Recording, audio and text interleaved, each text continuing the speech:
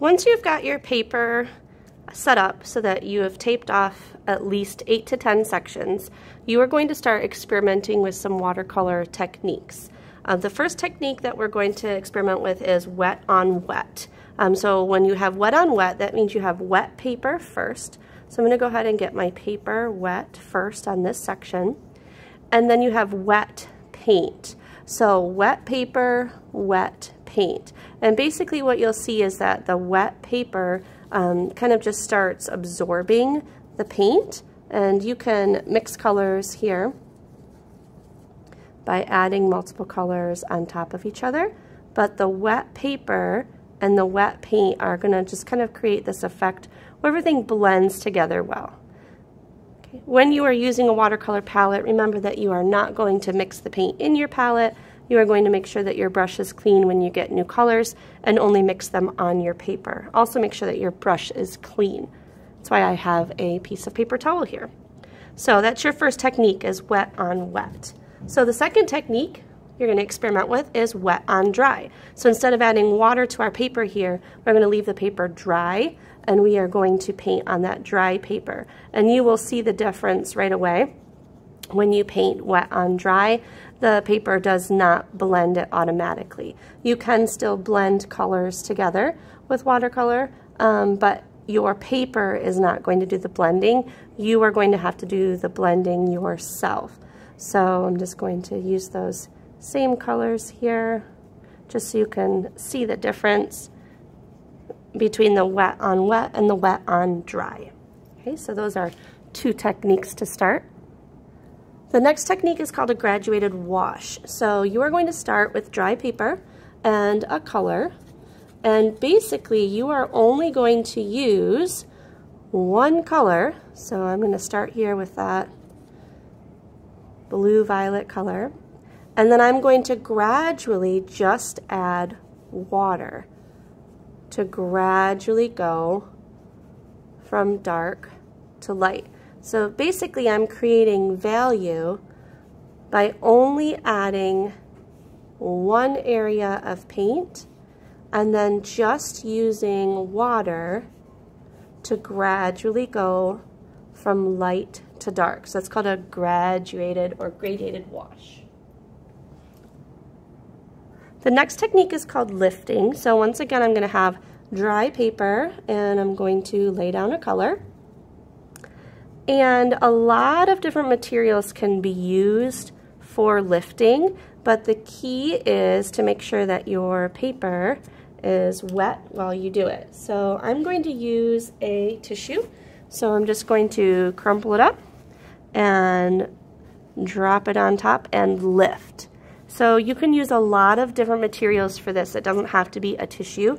It could be saran wrap. It could be bubble wrap. Another fun way to do this is to do it with two colors.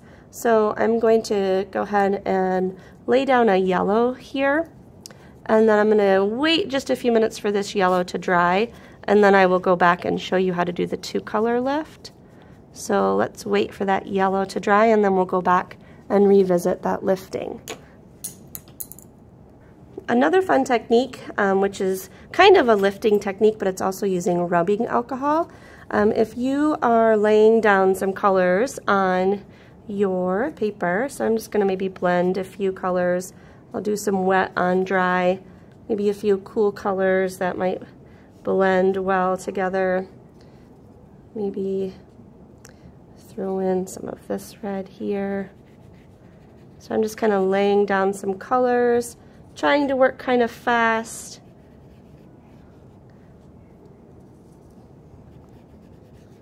But while this paint is also wet, rubbing alcohol does a really cool technique, and because we have our sanitizing wipes that we can use, I'm going to use the rubbing alcohol and the sanitizing wipes to do some lifting, and you can kind of see that that rubbing alcohol also does a really cool lifting technique here. So you can experiment with tissues, and you can also experiment with the rubbing alcohol. The yellow looks relatively dry, so I'm going to think of a color that might look good on top of the yellow. I'll grab some of this red, so we'll kind of create maybe an orange when we are doing the lifting. And you can once again see the tissue. And we'll even do some of the rubbing alcohol lift as well. So you can do a 2-color to expose both colors. The next technique that we're going to try is called a watercolor resist. Now you can use a white crayon, you can use a white oil pastel.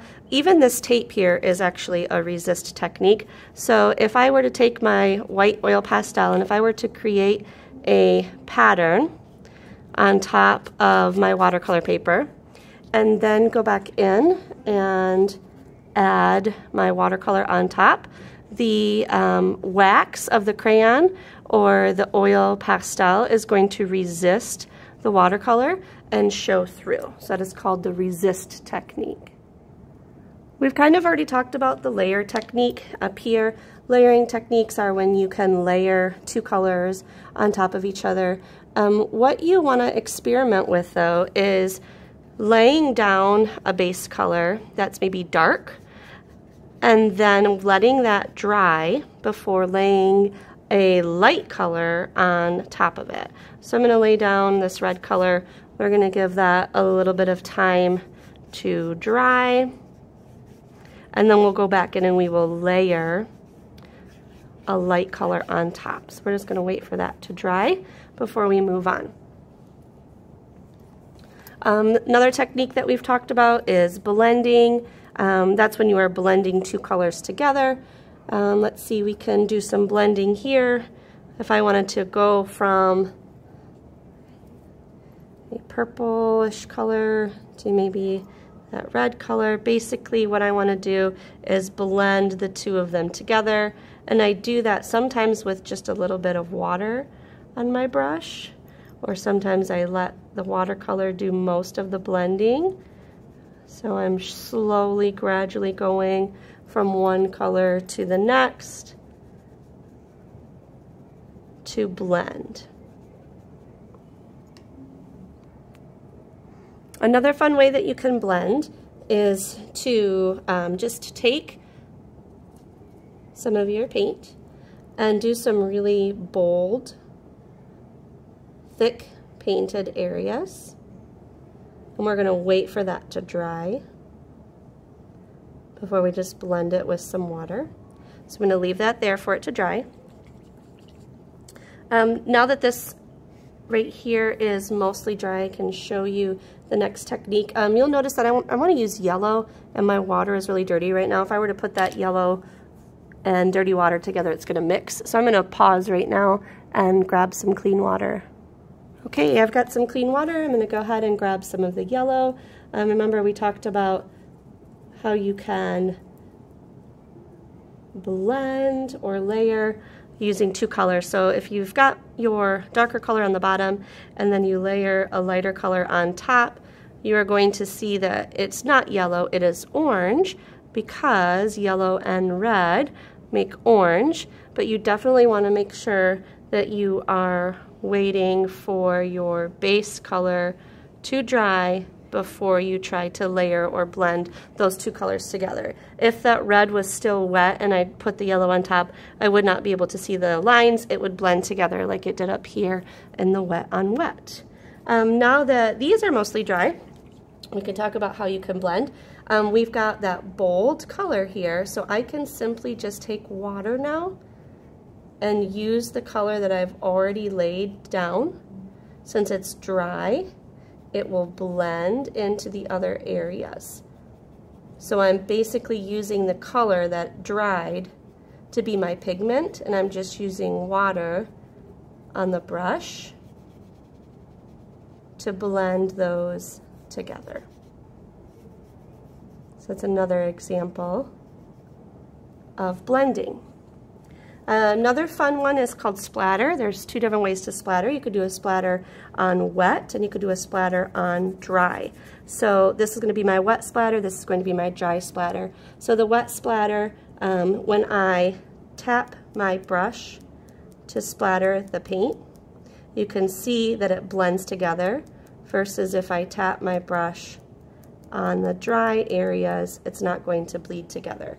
So splatter can have 2 totally different effects depending on what area you use. You definitely want your brush to be watery, so that way when you flick it, that does blend in. It is messy, it's going to get all over the place. Be careful that you're not flicking onto a neighbor's project as well. Okay, and then you might have a couple of spots left over that you can just experiment with your own technique, or you can repeat something that you've already learned.